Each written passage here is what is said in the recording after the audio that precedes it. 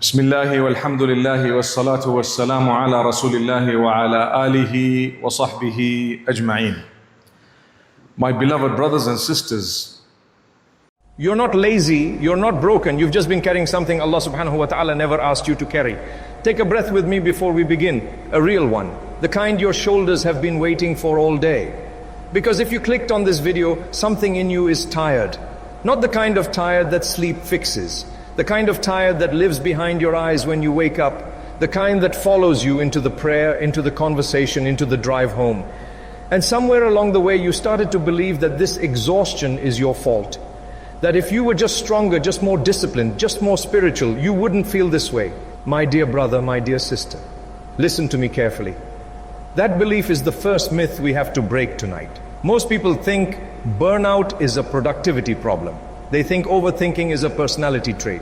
And they think tawakkul, trust in Allah subhanahu wa ta'ala, is something you switch on when life gets heavy. None of that is true. Burnout is not a signal that you are weak.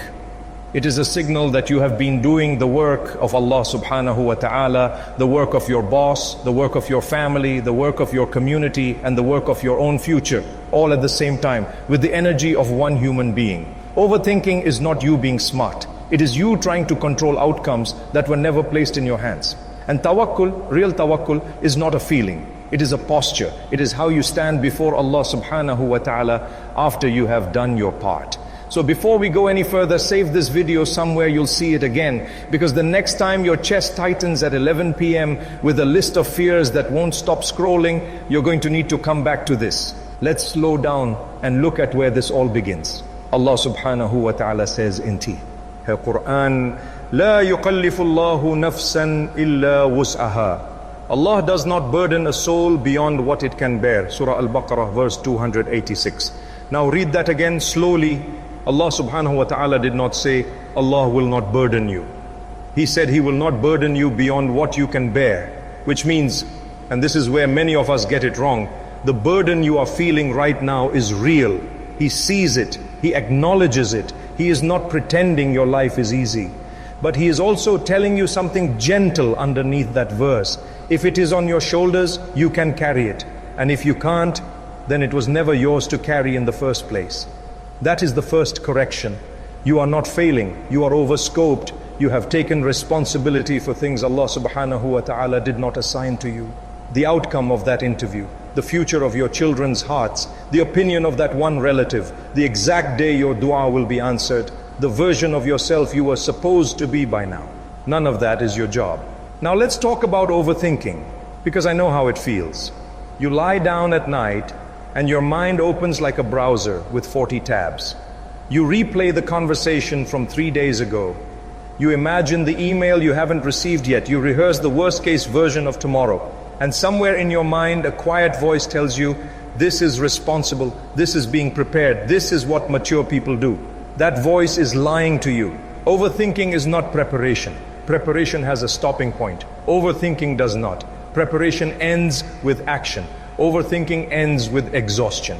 The Prophet Muhammad sallallahu alaihi wasallam taught us a dua for moments like this. Moments when the mind will not let the heart rest. He used to say, Allahumma inni a'udhu bika min al-hammi wal-hazan wal-ajzi wal-kasal. Seek refuge in you from anxiety and grief, from helplessness and laziness. This dua is recorded in Sahih Al-Bukhari.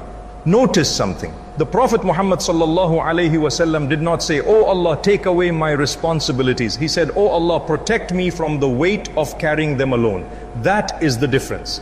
You are not asking Allah subhanahu wa ta'ala to remove your life. You are asking Him to walk through it with you. Now we come to the word everyone misuses, tawakkul. Most people think tawakkul means letting go, doing nothing, sitting back and waiting for Allah subhanahu wa ta'ala to fix it. That is not tawakkul, that is avoidance dressed in religious language. There is a famous incident narrated in Jami at-Tirmidhi where a man came to the Prophet Muhammad sallallahu alaihi wasallam and asked whether he should leave his camel untied and trust in Allah subhanahu wa ta'ala. The Prophet Muhammad sallallahu alaihi wasallam told him, tie your camel, then place your trust in Allah. In one sentence, our beloved Prophet Muhammad sallallahu alaihi wasallam corrected centuries of confusion. Tawakkul is not the absence of effort. It is the peace that comes after the effort. You send the resume, and then you trust. You have the hard conversation, and then you trust. You take the medicine. You study for the exam. You show up for your children. And then you trust. Tawakkul begins where your control ends, not before. So let's bring this home. If you are burned out, overthinking, and spiritually tired, here is the honest reset. Take a piece of paper tonight, or your phone notes, wherever you'll actually see it, and write 2 columns. On the left, write, what is mine? On the right, write, what is Allah's? On your side, your effort, your prayer, your honesty, your kindness, your showing up, the action. On His side, the result, the timing, the hearts of other people, the future, the healing, the provision. Now look at your week. Look at the things keeping you up at night and ask yourself gently, which column have I been living in? If you've been living on Allah's side of the page, no wonder you're tired. You were never built to carry that. Come back to your side, do your part, and let Him do His. I want to say one more thing before we close, and I want you to hear it the way a father would say it to a child who has been trying too hard for too long. You are allowed to rest. Rest is not weakness. The Prophet Muhammad sallallahu alaihi wasallam slept. He sat down. He smiled. He took breaks. He turned to Bilal radiallahu anhu and said, "Comfort us with the prayer, O Bilal." Recorded in Sunan Abi Dawud. The Salah itself was a place of rest for him.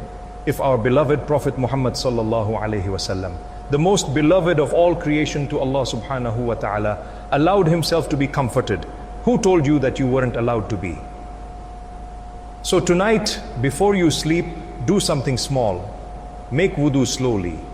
Pray 2 rakahs without rushing. And whisper to Allah subhanahu wa ta'ala, Ya Allah, I have done what I can. The rest is yours. That sentence, said with a tired heart, is worth more than 1,000 sleepless nights of overthinking. May Allah subhanahu wa ta'ala lift the weight from your chest. May He give you the peace that no schedule, no success, and no person can give you. And may He teach you the kind of trust that finally lets you sleep